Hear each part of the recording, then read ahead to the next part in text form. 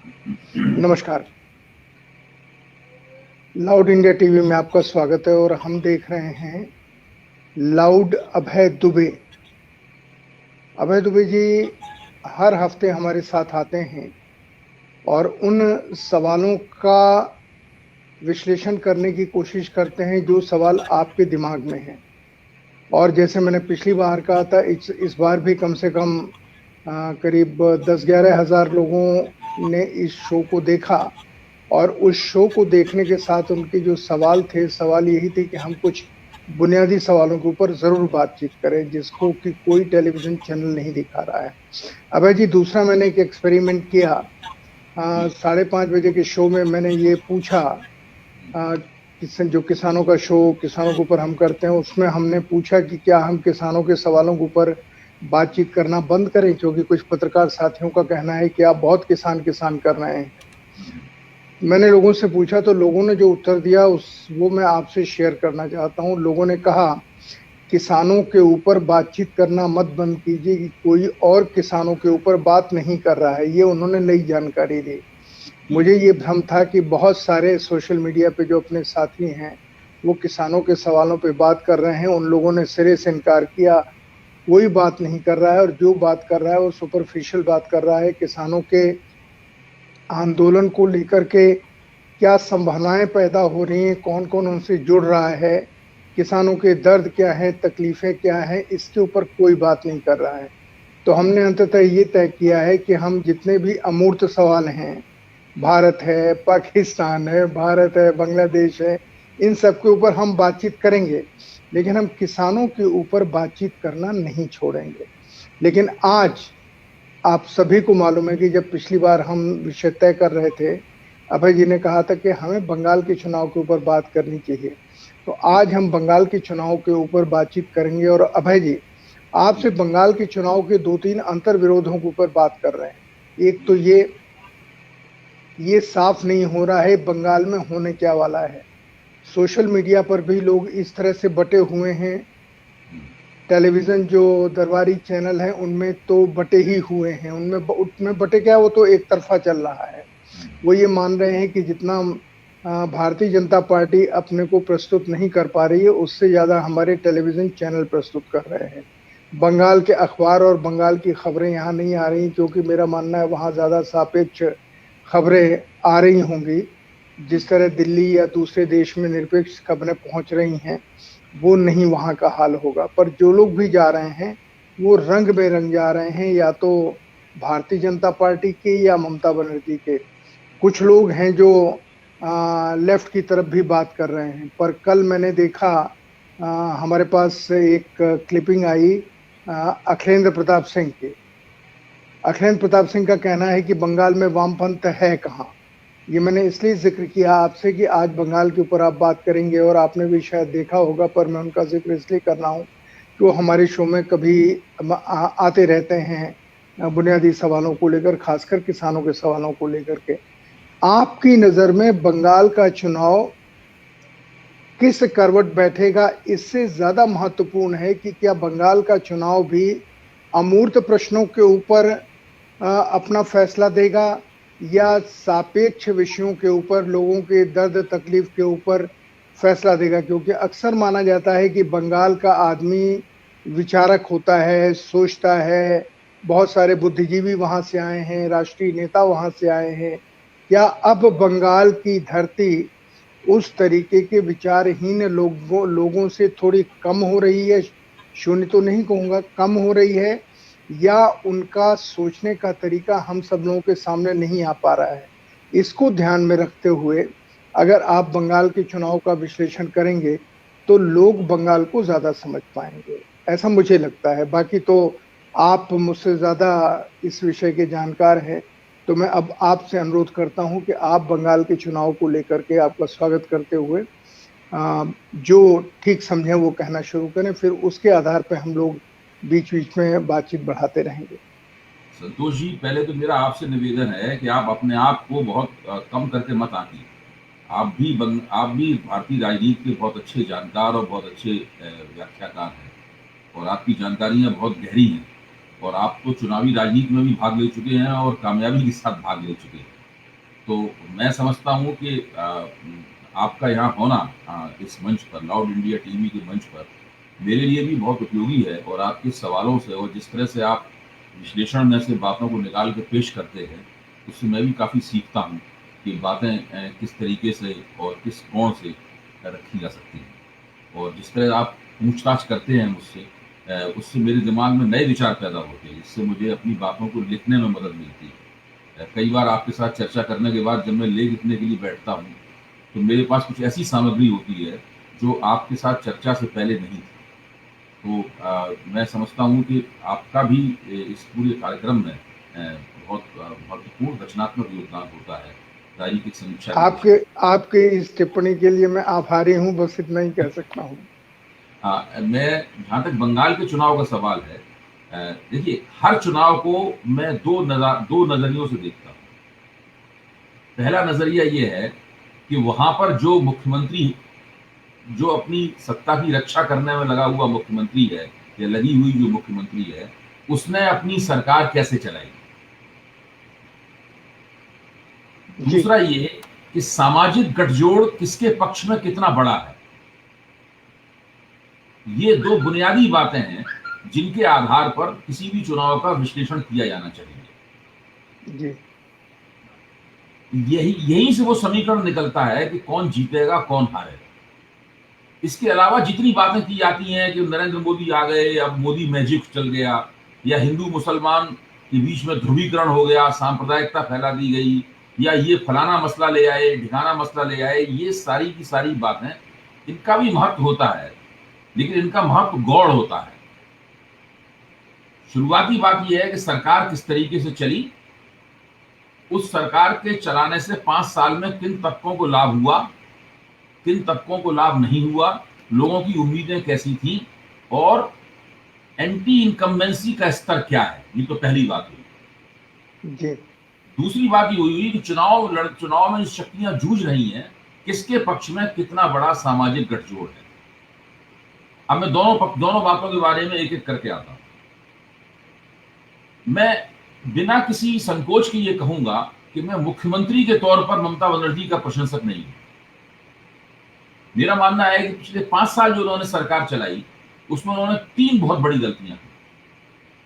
पहली गलती ये की कि बंगाल की 30% मुस्लिम आबादी जो है, ये बहुत बड़ा मतदाता मंडल है, उस मतदाता मंडल को अपनी तरफ करने के लिए उन्होंने जो कदम उठाए, जैसे कि मौलवियों को उन्होंने धक्का देना शुरू किया, या जो मुसलमानों की जो धार्मिक राजनीति होती है, उस राजनीति को एक खास तरह का उन्होंने सरकार की तरफ से प्रोत्साहन दिया।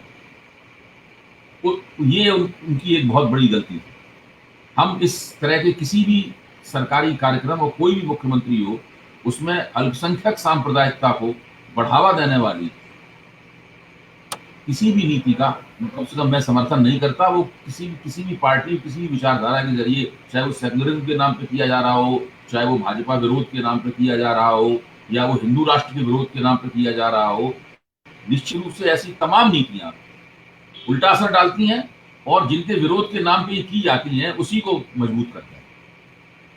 दूसरा, ममता बनर्जी ने जो एक ऐसा काम किया जो कि बहुत ही गलत था, वो ये था कि 2018 में जो पंचायत चुनाव हुए थे, उस पंचायत चुनाव को तृणमूल कांग्रेस ने बेहद हिंसा और धांधली का सहारा लेकर पूरे पंचायत चुनाव को कैप्चर किया उन्होंने। और उस प्रक्रिया में जो सीपीएम का बहुत बड़ा जनाधार था,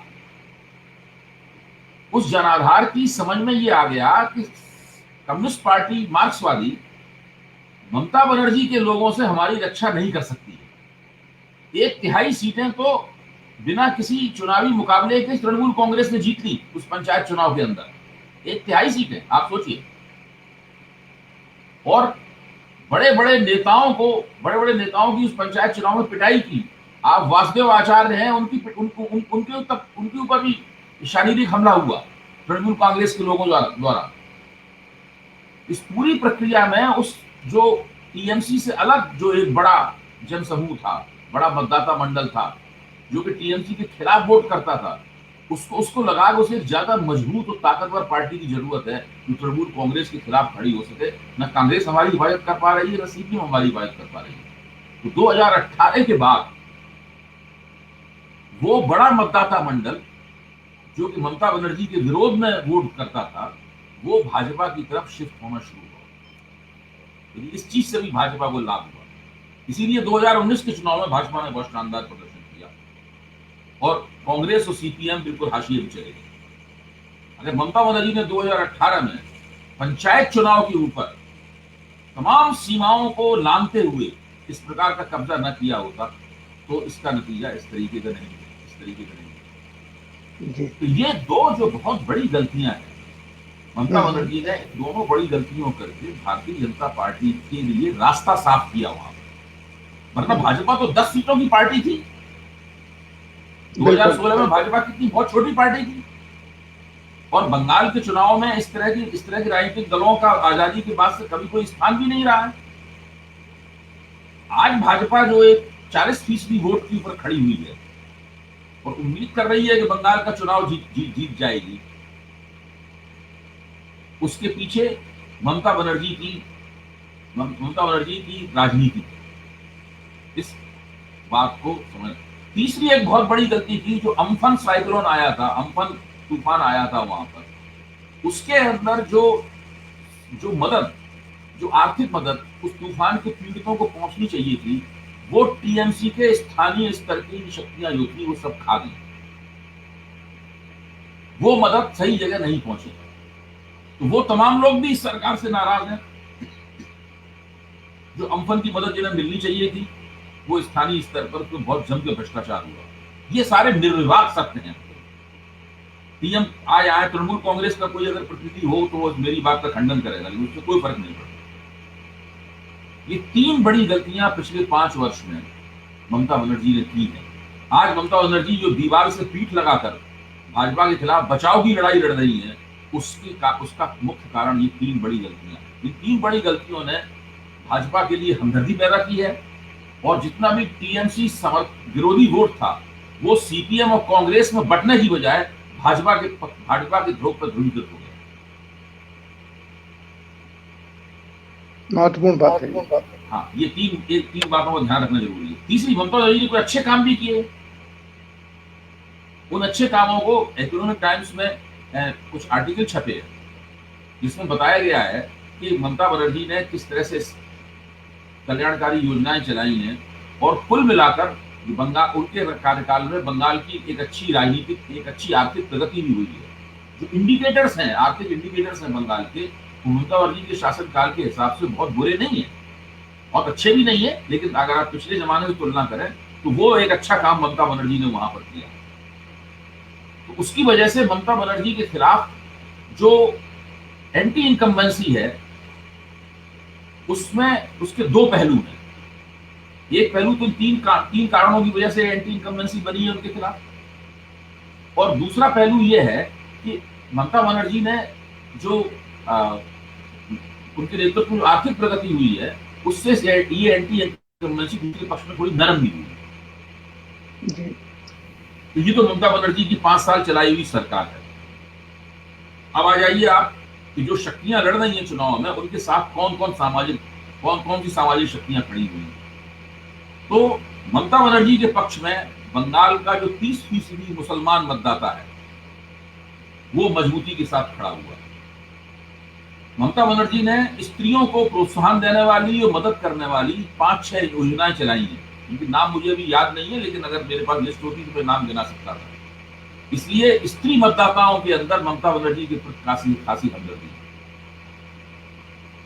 तीसरे, बंगाल का जो भद्रलोक है, यानी बंगाल का जो संभ्रांत वर्ग है, 19वीं शताब्दी से इसके बारे में हम लोग चर्चा करते आ रहे हैं, उस संभ्रांत वर्ग की हमदर्दी अभी भी ममता बनर्जी के साथ है। तो इस लिहाज से ममता बनर्जी का मतदाता मंडल आज भी मेरे ख्याल से एक स्तर तक मजबूती से उनके साथ खड़ा हुआ है। यही कारण है कि पिछले 3 चुनावों में ममता बनर्जी को हमेशा 40% प्लस वोट मिलता रहा। थोड़ी कमी बेशी हुई है उसके अंदर, लेकिन वो हमेशा वोट 40% से नीचे कभी नहीं गया। इसीलिए वो मजबूती से भारतीय जनता पार्टी के खिलाफ लड़ पा रहे हैं। जहां तक भारतीय जनता पार्टी का सवाल है, भारतीय जनता पार्टी का बंगाल में किरदार वैसा नहीं है जैसा कि उत्तर प्रदेश में है या जैसा कि बिहार में है। उत्तर प्रदेश और बिहार में भारतीय जनता पार्टी मुख्य तौर पर ऊंची जातियों की पार्टी है, जिसमें वो कमजोर जातियों को चुनावी टिकटों का आश्वासन देकर और पॉलिटिकल लेवल प्लेइंग फील्ड का आश्वासन देकर अपने साथ जोड़ती है। बंगाल में इसके बिल्कुल उलट है भारतीय जनता पार्टी के सांगठनिक किरदार।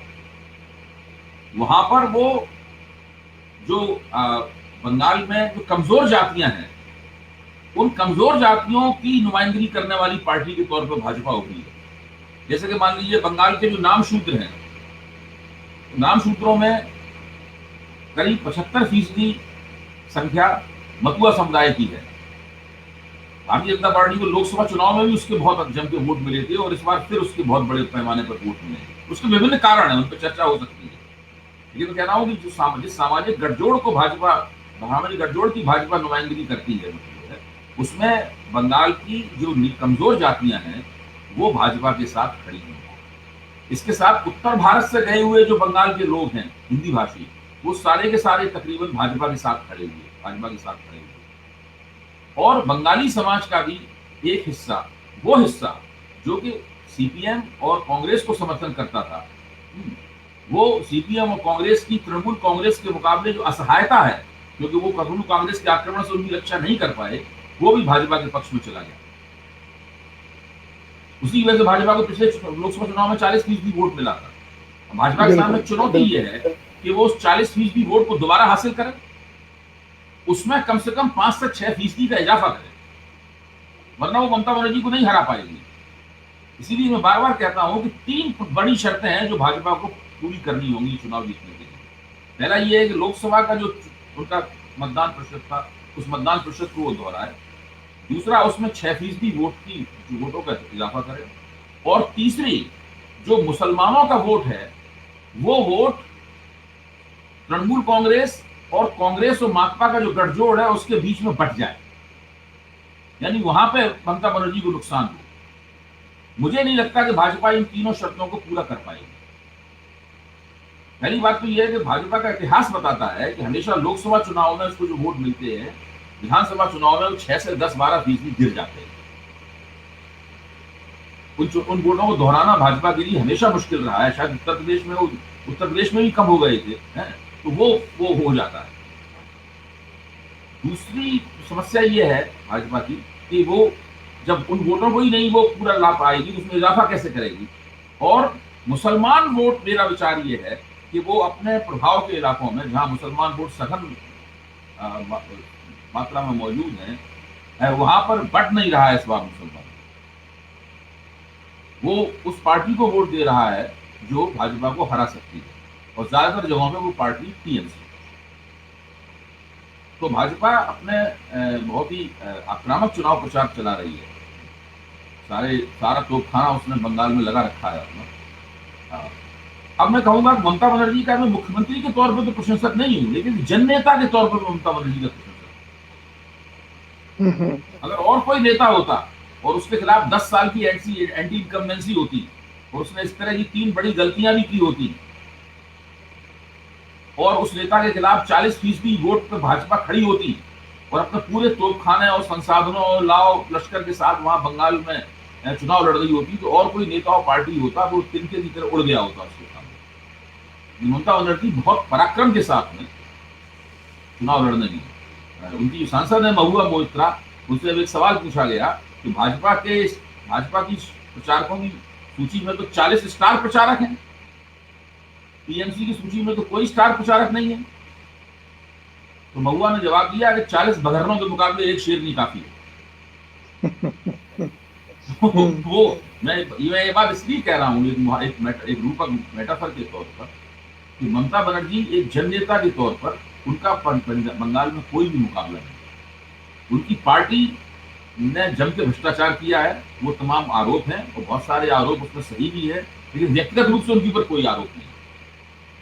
और इस लिहाज से उनकी छवि साफ है और सब लोग बंगाल में उनको सम्मान के साथ उनका नाम लेते हैं। अगर ये चुनाव ममता बनर्जी नहीं हारी तो उसके पीछे उनकी अपनी शख्सियत का एक बहुत बड़ा महत्वपूर्ण योगदान होगा। तो ये स्थिति है। अब आइए कि बंगाल में कौन जीत रहा है, कौन हार रहा है। नहीं नहीं, अगर आप एक एक यहाँ पूर एक मिनट, यहाँ पूरक सवाल है।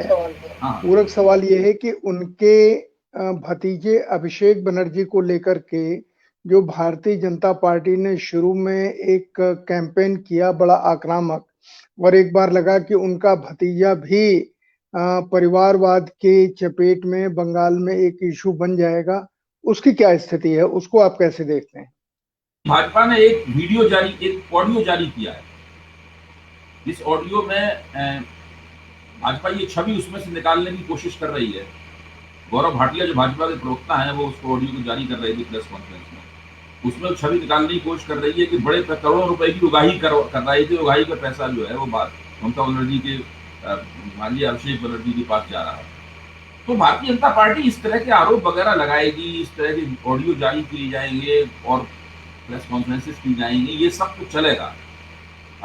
लेकिन मैं नहीं समझता हूं कि इन सब की आंच ममता बनर्जी की जो एक शख्सियत है उस शख्सियत पर आएगी। अब याद होगा पिछले बार दिल्ली में चुनाव जो हुए थे और उससे पहले जो दिल्ली के पहले वाले चुनाव थे उसमें भी तो आम आदमी पार्टी के खिलाफ तो उन्होंने शेल कंपनियों में से कुछ रकमें ली वगैरह, इस तरह के तमाम आरोप वगैरह लगाए गए थे और बड़ा उसका हंगामा हुआ था। हम लोगों ने टीवी का जो सर्कस होता है उस बहसों में भाग लिया था उसमें, लेकिन उसका कोई असर नहीं हुआ। तो जब मतदान हो रहा हो उस वक्त लगाए गए आरोपों का ज्यादा असर नहीं होता। देखिए भ्रष्टाचार के आरोप जो कि यूपीए सरकार पर जो कांग्रेस के नेतृत्व में चल रही थी उनका असर हुआ था, उसकी छवि गिर गई थी। इसलिए गिर गई थी कि चुनाव के 2014 में चुनाव होना था और 2011 से लेकर और 14 तक 3 साल तक एक भ्रष्टाचार विरोधी अभियान चला था। इसकी वजह से इनकी छवि गिर गई थी। चुनाव के दौरान जब ये इल्जाम लगाए जाते हैं तो इनका कोई खास असर नहीं है। अभय जी, बंगाल में वामपंथी पार्टियों का इतनी बुरी तरह हारना, ममता जी जब जीती उनको हरा के, उसके बाद उनका बैसाखियों के ऊपर भी न खड़े हो पाना, एक तो इसका कारण, और दूसरा कांग्रेस अपनी जमीन क्यों बार बार खोती जा रही है। और कांग्रेस को जितने भी हमारे मित्र गए हैं बंगाल में, वो उसको किसी शक्ति के रूप में या जिसे कहते हैं कौमा के रूप में भी नहीं देख रहे हैं। इन दोनों के बारे में अगर एक बार बात कर लें, फिर हम कौन जीतेगा और जीतने के पीछे निहितार्थ क्या होंगे और जीतने के बाद क्या होगा, इनके ऊपर हम बात करें। पर एक बार जरा वामपंथ और कांग्रेस को लेकर के थोड़ा सा जानकारी दीजिए। देखिए सबसे पहले कांग्रेस पे आते हैं। भाई ममता बनर्जी खुद क्या है, तो पहले कांग्रेस भी थी, तो कांग्रेस की तरफ से ही सीपीएम के खिलाफ वहां पर मोर्चा संभालती थी। जो मौजूदा कांग्रेस है उसकी सबसे बड़ी समस्या ये है कि उसने अपनी क्षेत्रीय शक्तियों को अपने साथ रखने में नाकाम हो गई। शरद पवार क्या है, वो भी कांग्रेस थे। आप देखिए अगर शरद पवार कांग्रेस में होते तो महाराष्ट्र में कांग्रेस की क्या स्थिति होती आप सोचिएगा। अगर ममता बनर्जी आज कांग्रेस के झंडा लेकर भाजपा से मुकाबला कर रही होती तो आज वहां पर उनकी क्या स्थिति होती। तो कांग्रेस के साथ ये है, जब कांग्रेस का सारे देश की राजनीति पर दबदबा था तो केवल इसलिए दबदबा नहीं था, उसके पास जवाहरलाल नेहरू या इंदिरा गांधी जैसे बड़े नेता केंद्र में हुआ करते थे। ये तो थे ही। दबदबा इसलिए था कि उनके पास और क्षेत्रीय स्तर पर बड़े उम्दा किस्म के प्रभावशाली सूबेदार थे और कांग्रेस के नेतृत्व को केंद्र में उसको वो पुष्ट करते थे, वहां ताकत देते थे उसको। कांग्रेस ने क्षेत्रीय स्तर पर अपने नेतृत्व को धीरे धीरे अपने संगठन को नेतृत्व को धीरे धीरे बड़े पैमाने पर खोया है। आंध्र प्रदेश में आज जो मुख्यमंत्री है वो किनके बेटे हैं हम लोगों को पता है, तो वाईएसआर रेड्डी के बेटे हैं जो कांग्रेस के वहां पर अध्यक्ष थे और उस कांग्रेस की तरफ से ही मुहिम चलाते हुए उन्होंने तेलुगु देशम को हरा कर वहां पर सत्ता जीती थी। लेकिन जब उनका देहांत हो गया एक दुर्घटना में तो उनके बेटे को और रेड्डी मतदाता मंडल को सोनिया गांधी के नेतृत्व जो कांग्रेस थी अपने साथ रखने में नाकाम रहा। जो सज्जन आज मध्य प्रदेश के मुख्यमंत्री बने बैठे हैं उनको देशद्रोह के इल्जाम में यूपीए सरकार ने जेल में डाल दिया था। बिल्कुल। आप सोचिए, जो व्यक्ति आंध्र प्रदेश का मुख्यमंत्री है, उसको बीजेपी ने देशद्रोह के इल्जाम में नहीं जेल में डाला। कौन किस सरकार ने उसको देशद्रोह के इल्जाम में जेल में डाला था? बिल्कुल। कांग्रेस सरकार बिल्कुल। ने, कांग्रेस सरकार ने डाला था। हम लोग सुविधापूर्वक भाजपा की आलोचना करने के चक्कर में ये तमाम तथ्यों को भूल जाते हैं। तो कांग्रेस का जो आला कमान है, मौजूदा नेतृत्व है, इसकी भीषण और भयानक गलतियों के कारण क्षेत्रों से कांग्रेस के हाथ से बाजी निकल गई है। आप हरियाणा को ले लीजिए। हरियाणा में हुड्डा साहब को चुनाव की मुहिम थमाने में कांग्रेस ने देर लगाई। अगर सही समय पर हुड्डा साहब को कांग्रेस वो मुहिम थमा दी जाती तो इस वक्त यहां पर मनोहर लाल खट्टर की सरकार नहीं होती, कांग्रेस की सरकार होती हरियाणा में। तो कांग्रेस तो अपने किए का, जो कांग्रेस ने किया धरा है, उसका वो परिणाम खामियाजा भुगत रही है। जहां तक सीपीएम का सवाल है, उसमें देखिए 30 साल से ज्यादा बंगाल की ऊपर हुकूमत। अब हमें और आपको एक सवाल पूछना चाहिए कि जो पार्टी अपने आप को कम्युनिस्ट पार्टी कहती है, जो पार्टी कहती है कि वो गरीबों की पार्टी है, उस पार्टी ने बंगाल की निचली जातियों का, कमजोर जातियों का साथ का ख्याल क्यों नहीं रखा? भाई कुछ तो सवाल पूछने ही चाहिए हमें। मतलब केवल इसीलिए कोई अपने आप को कम्युनिस्ट कह देता है तो हम मुंह पर टेप लगा के बैठ जाएंगे तो कम्युनिस्ट है, उसका सवाल नहीं पूछ सकते। बंगाल की कमजोर जातियों का सीपीएम के 3 दशक से ज्यादा के शासन में उसका ख्याल क्यों नहीं रखा? आखिरकार क्यों एक पार्टी जो अपने आप को कम्युनिस्ट पार्टी कहती है, वो बंगाल के भद्रलोक की नुमाइंदगी ही करती है, संभ्रांत वर्ग और ऊंची जातियों की नुमाइंदगी करती है? आप सोचिए, इतने साल तक कांग्रेस ने बंगाल के ऊपर हुकूमत की, उसके बाद 30 साल से ज्यादा सीपीएम ने हुकूमत की, 10 साल से ज्यादा टीएमसी हुकूमत कर रही है। आज बंगाल की कमजोर जातियों को क्यों लगता है कि भाई उनकी राजनीतिक नुमाइंदगी कोई नहीं कर पा रहा है? चलिए आज भारतीय जनता पार्टी का दामन थाम लेते हैं। तो जय श्री राम का नारा सुपन दास गुप्ता अपने लेख में लिखते हैं ना, Jai Shri Ram has become the war cry of subalterns of Bengal.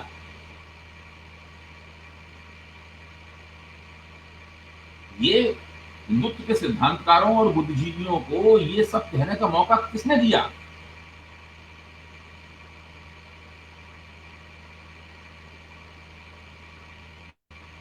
इन लोगों ने तो पहले कभी किसी हिंदुत्व समर्थक पार्टी का समर्थन नहीं किया था, क्योंकि कभी भी इन लोगों का न राजनीति में ख्याल रखा गया, न आर्थिक अवसरों में ख्याल रखा गया, न रोजगार में ख्याल रखा गया। लगातार इनको वोट बाई प्रॉक्सी हासिल किए जाते रहे।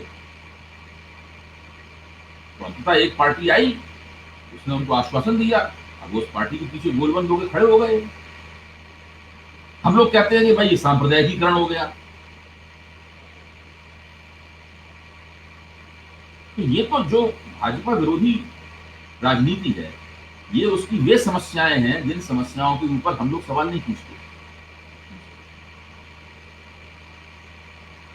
हम लोग सवाल नहीं पूछते हैं। लाभ भारतीय जनता पार्टी को होता है, फिर वो भीषण और भयानक सांप्रदायिकता करती है चुनाव में। आज वो ममता बनर्जी को बेगम ममता कह रही है, आज उनको खाला ममता कहा जा रहा है।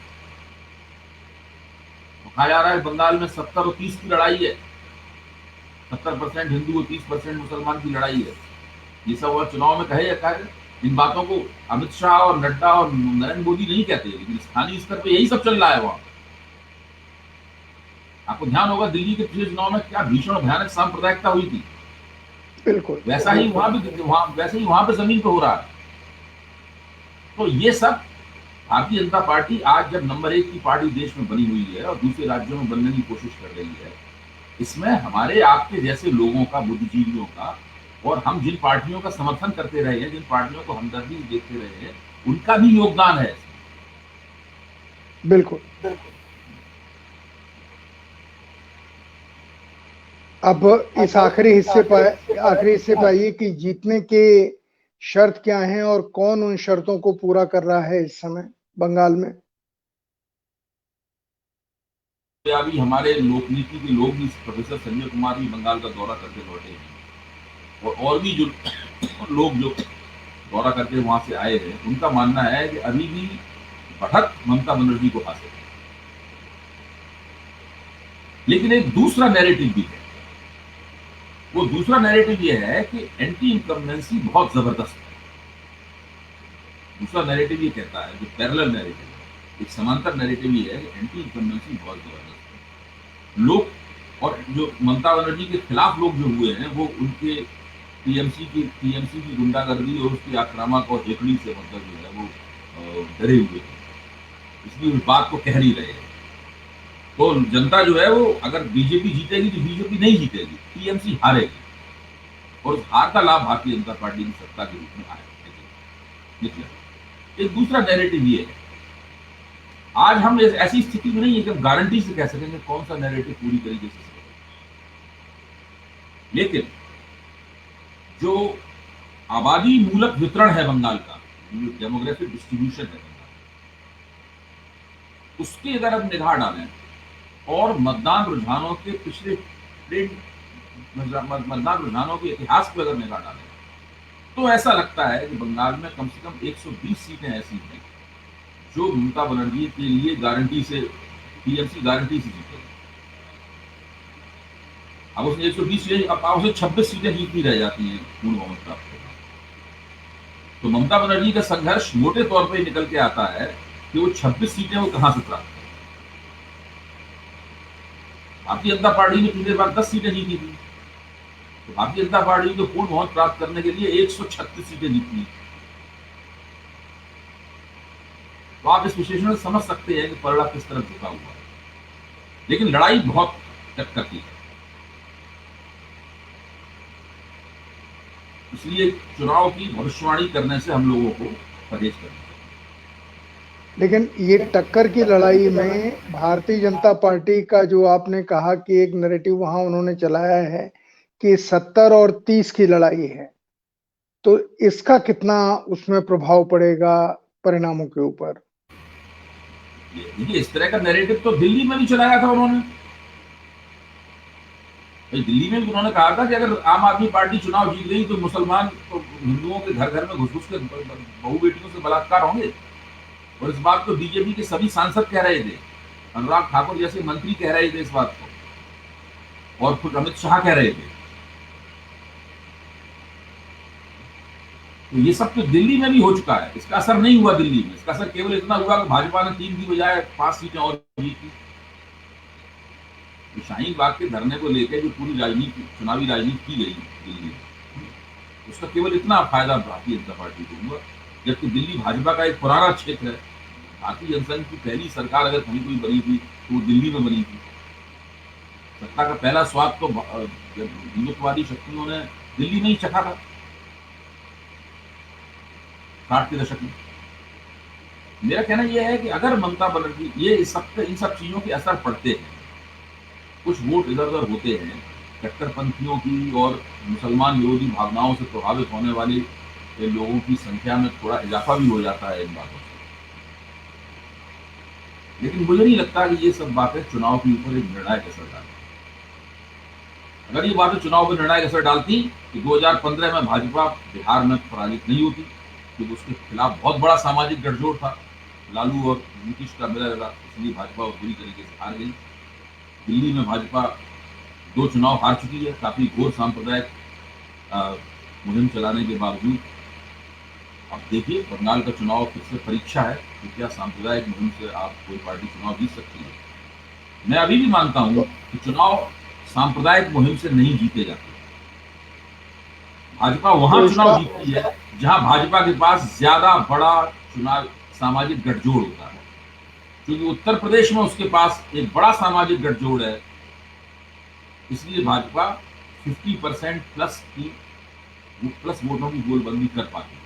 जिस दिन वो सामाजिक गठजोड़ तोड़ने का तरीका भाजपा विरोधी शक्तियां जान जाएंगी उत्तर प्रदेश में, उस दिन भाजपा उत्तर प्रदेश में फिर से चुनाव हारना शुरू कर देगी।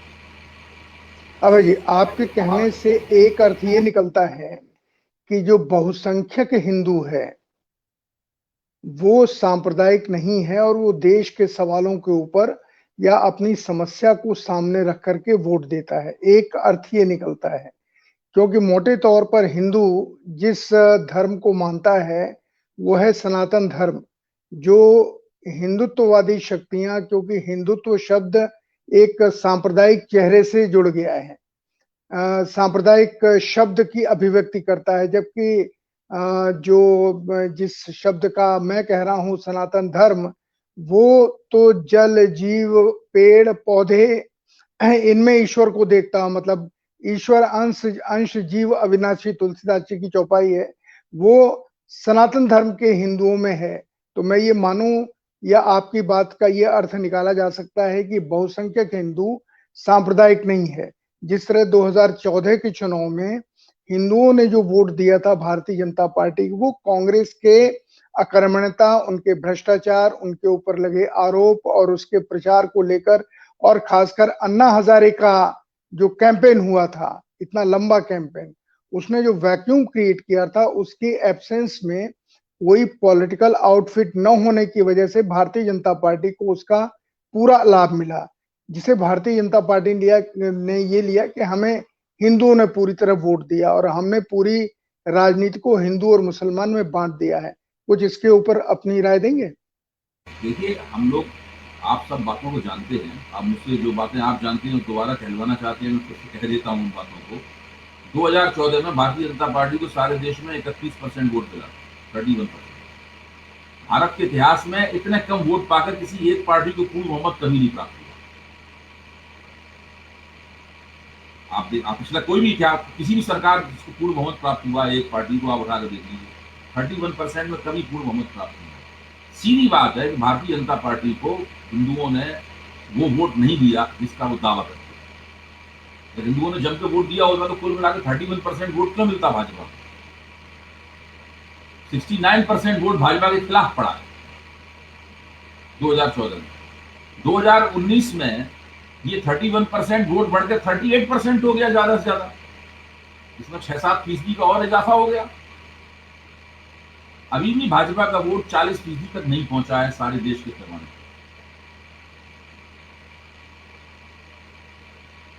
तो ये जो पूरा दावा है कि हम हिंदुओं की नुमाइंदगी करते हैं, ये दावा असल में हम लोग भाजपा के इस दावे को, भाजपा के आलोचक भी कुछ बढ़ा चढ़ा कर पेश करते हैं।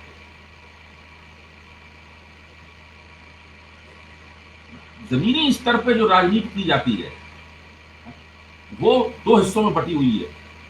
एक हिस्सा ये है कि भाजपा मुसलमानों के खिलाफ क्या बोल रही है, उससे हम जो बहुत ज्यादा प्रभावित हो जाते हैं और हम मानने लगते हैं कि यही उसकी मेन मुख्य रणनीति है हिंदुओं की गोलबंदी करने की। मुझे नहीं लगता कि वो मुख्य रणनीति है। जो एंटी माइनॉरिटी रेटरिक है, मुसलमानों के खिलाफ जहर बुझी भाषा बोली जाती है कि वो पाकिस्तान चले जाएं या वो ये करें वो करें, वो एक एंटी माइनॉरिटी रेटरिक है। वो भाजपा की स्थायी रणनीति है जो बार बार इसका इस्तेमाल करती है, लेकिन मेरा मानना ये है कि वो उसकी मुख्य रणनीति है। हम लोगों को देखना ही चाहिए कि वो हिंदू समुदायों के बीच में क्या काम कर रहे हैं, हिंदू समुदायों को किस तरह से वो योजनाबद्ध तरीके से राष्ट्रीय स्वयंसेवक संघ की मदद से अपनी तरफ खींच रही है एक एक करके। कहां पे है वो जड़ों में, बुनियाद में काम कर रही है, उनको अपनी तरफ खींचने, वहां से बनता है उनका गठजोड़। वो गठजोड़ जो उन्हें चुनाव में 40%, 45%, 50% हिंदू एकता की तरफ ले जाता है। आप देखिए गुजरात जैसी जगह में 2002 में जो चुनाव हुआ था गुजरात में, उसमें नरेंद्र मोदी पहला चुनाव जीते थे, 2/3 सीटें प्राप्त हुई थी। उसके बाद 2 चुनाव और जीते, वो 3 चुनाव लगातार जीते मुख्यमंत्री के तौर पर। आप उसका रिकॉर्ड उठा के देख लीजिए, 2/3 से लगातार नरेंद्र मोदी का ग्राफ नीचे जा रहा है, वोट परसेंटेज में भी और सीटों में भी जा रहा है। हर बार बहुमत उन्होंने प्राप्त किया, लेकिन वहां पे वो लगातार 2/3 बहुमत, 2/3 पर सीटों वाला वो दोबारा नहीं पाए। मुख्य समस्या क्या है कि भारतीय जनता पार्टी के खिलाफ कोई विपक्षी एकता नहीं है। विपक्षी एकता का इंडेक्स हर चुनाव में लगभग 0 होता है। मुझे उम्मीद थी 2019 में शायद इंडेक्स 15%, 20%, 25% होगा 2014 के मुकाबले, लेकिन अंततः साबित यही हुआ। विपक्षी एकता का इंडेक्स 2019 में भी तकरीबन गैरहाजिर था। जब तक ये एकता नहीं बनेगी तब तक क्या होगा कि वो 30%, 35%, 37%, 38% वोटों में ही भाजपा को पूर्ण बहुमत प्राप्त होता रहेगा। इंडेक्स को बढ़ा के कम से कम पूर्ण बहुमत इतने कम वोटों में मिल जाता है भाजपा को, ये तो विपक्षी रोक ही सकते हैं। फिर क्या होगा कि नरेंद्र मोदी को कोएलिशन गवर्नमेंट बनानी पड़ेगी, उनको गठजोड़ सरकार बनानी पड़ेगी। आज क्या होता है कि मान लो अकाली दल सरकार छोड़ के चला गया, नरेंद्र मोदी को कोई चिंता नहीं। शिवसेना सरकार छोड़ के चली गई, नरेंद्र मोदी को कोई चिंता नहीं। अगर कोई दूसरा गठजोड़ एनडीए का धमकी देता है हम चले जाएंगे, तो भाजपा कहती है चले जाओ, अगर रहना है एनडीए में तो हमारी शर्तों के ऊपर रहो। लेकिन उस स्थिति में जो अटल बिहारी वाजपेयी की स्थिति थी, अगर नरेंद्र मोदी उस स्थिति में आ जाएंगे तब फिर उनको बड़े पैमाने पर राजनीतिक दबाव का सामना करना पड़ेगा। तब वो छत पर खड़े होकर सबको जो उपदेश देते रहते हैं, कभी मन की बात के रूप में या किसी और तरीके से वो उंगली उठा उठा के सबको उपदेश देते रहते हैं, ये सब बंद हो जाएगा। असली बात यह है कि इतने कम वोटों के बावजूद भी भाजपा को पूर्ण बहुमत पाने से कैसे रोका जाए। विपक्षी लोग अभी जब ये भी नहीं सोच पाए हैं तो उनसे हम क्या उम्मीद कर सकते हैं। इसीलिए मैं कहता हूं नरेंद्र मोदी में बहुत सी खूबियां हो सकती हैं, लेकिन सबसे बड़ी खूबी उनकी ये है कि बहुत खुशकिस्मत है। एक ऐसे जमाने में उनका नेतृत्व उभरा है जबकि देश में विपक्षियों के पास न कोई रणनीति है, न कोई दूरंदेशी है। उनकी अपने नेताओं की निजी साख जो है वो भी जनता के बीच में गिरी हुई है। लंबे अरसे तक सत्ता में रहे हैं वो सब लोग, उनकी छवि अच्छी नहीं है। इन सब कारणों से जब लोग उन विपक्षी नेताओं की नरेंद्र मोदी से तुलना करते हैं, लगता है यही आदमी है।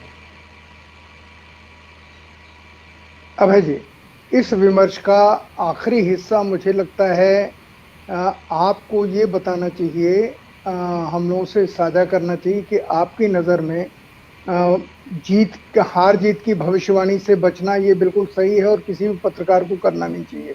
लेकिन बंगाल में जो भी जीते, आखिर दो ही गठजोड़ जीतेंगे, या तो भाजपा जीतेगी या ममता बनर्जी जीतेंगी।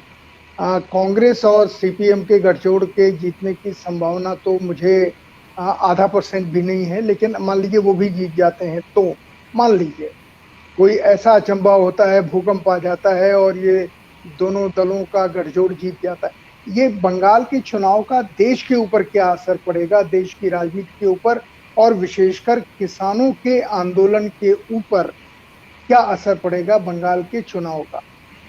अगर भारतीय जनता पार्टी ने बंगाल का चुनाव जीत लिया तो वो अपने तमाम राजनीतिक संकट को प्रबंधित करने की क्षमता में बढ़ोतरी कर लेगी। उसके बाद में फिर ये जो दिल्ली की तीन तरफ से जो किसानों का घेरा पड़ा हुआ है, इस घेरे के ऊपर एक नई ऊर्जा के साथ भाजपा अपना आक्रमण करेगी। उस आक्रमण का रूप क्या होगा इसके बारे में हम लोग अभी कुछ नहीं करेंगे, लेकिन फिर इस आंदोलन को टिके रहने में बहुत दिक्कतों का सामना करना है। दूसरा, भाजपा को फायदा ये होगा कि वो मुसलमान वोटों की, बंगाल में 30% मुसलमान वोट है, उत्तर प्रदेश से भी 10% ज्यादा मुसलमान वोटों की जो राजनीतिक प्रभावकारिता है, पॉलिटिकल एफिकेसी है, वो पूरी तरीके से जीरो हो जाएगी।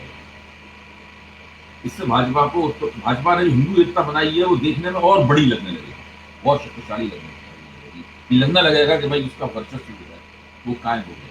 तो भाजपा को ये दो बहुत बड़े फायदे। अगर भाजपा इस चुनाव को नहीं जीत पाए, अगर उसकी सीटें 80, 90, 100 या 110 है नहीं, और तृणमूल कांग्रेस ने इतने जबरदस्त आक्रमण के बावजूद सरकार को दोबारा बनाने में कामयाबी हासिल कर ली, तो बीजेपी के लिए अपने राजनीतिक संगठन का प्रबंधन करना बहुत मुश्किल होगा। उसकी भाजपा की क्षमता में कोई गिरावट है और किसान आंदोलन और आक्रामक है। सभी लोग, इसीलिए बार बार मैं कहता हूँ 2 मई का किसान भी इंतजार कर रहे हैं, हम लोग भी इंतजार कर रहे हैं और बीजेपी वाले भी इंतजार कर रहे हैं। 2 मई को जो नतीजे आएंगे वो नतीजे कम से कम इस साल जो राजनीति होने वाली है उसकी दशा और दिशा तय करें। और पिछले 10-12 साल का, पिछले 20 साल का जो सबसे बड़ा आंदोलन है ये किसान आंदोलन है, इसका भविष्य भी 2 मई के नतीजों पर निर्भर करता है।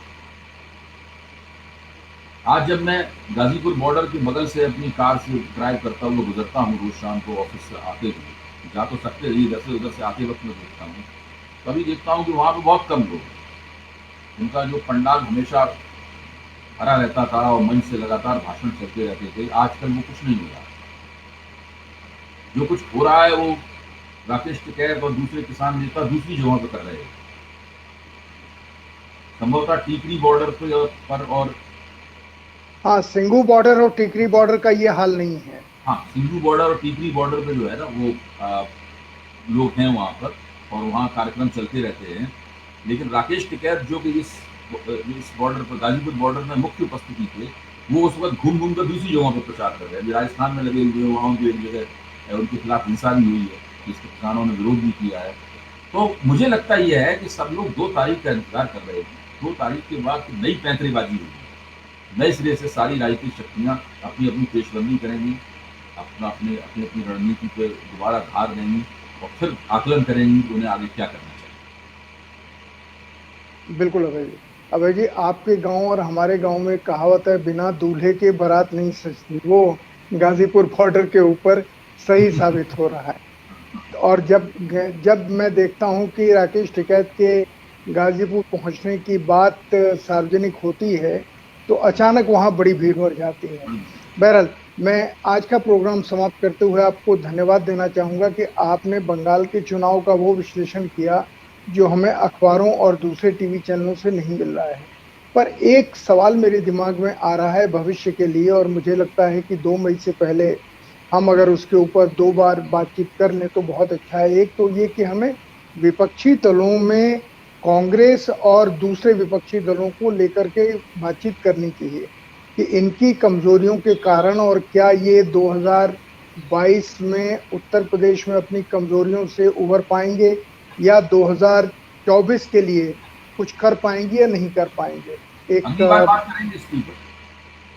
तो ठीक है, हम कांग्रेस तो बात करेंगे के ऊपर हम अगली बार बात करते हैं। अगली बार शनिवार को हम कांग्रेस को ही लेते हैं मुख्य तौर पर। ठीक है, तो आपको बहुत बहुत धन्यवाद देता हूं मैं, और अगले शनिवार तक के लिए दर्शकों आपने देख लिया। अगर आपके पास कांग्रेस को लेके कोई सवाल हो तो आप हमें भेजिए, हम अभय जी से पूछेंगे। नाम मैं फिर कह रहा हूं नहीं ले सकता हूं, 7,000 8,000 10,000 आदमियों के नाम लेना जो कमेंट कर रहे हैं मेरे लिए असंभव है। पर मैं आप सबका धन्यवाद देता हूं कि आप चर्चा को सिर्फ सुनते नहीं हैं, आप चर्चा में शामिल होते हैं। और शायद इस प्रोग्राम की या इस चैनल की सफलता का अगर कोई मैं पैमाना मानता हूं तो सिर्फ ये मानता हूं, 10 लोग हों या 10,000 लोग हों, वो इस बातचीत में शामिल होते हैं और अपनी राय देते हैं, विरोध में दें या पक्ष में दें। ये मुझे एक और अजीब चीज लगती है कि विरोध में राय बहुत कम आती हैं, विरोध में ज्यादा राय आनी चाहिए, क्योंकि विरोध की राय से ये पता चलता है कि अभय जी और हम लोग जो बातचीत कर रहे हैं वो आपके पास किस तरह से पहुंचती है। अगर इस तरीके से पहुंच रही कि आप 100% सहमत हैं अभय जी से, तब तो कुछ कहना ही नहीं। लेकिन अगर सवाल पूछेंगे और विरोध करेंगे या नेगेटिव पहलू सामने रखेंगे तो हमें, अभय जी ने जैसे कहा कि हमको अपने को सुधारने का एक मौका, अपने सोच को ज्यादा धारदार बनाने का मौका मिलेगा। आपको बहुत बहुत धन्यवाद इस प्रोग्राम में आने के लिए, और अभय जी पुनः आपको बहुत धन्यवाद इस प्रोग्राम को समाप्त करने की अनुमति आपसे मैं चाह रहा हूँ। नमस्कार।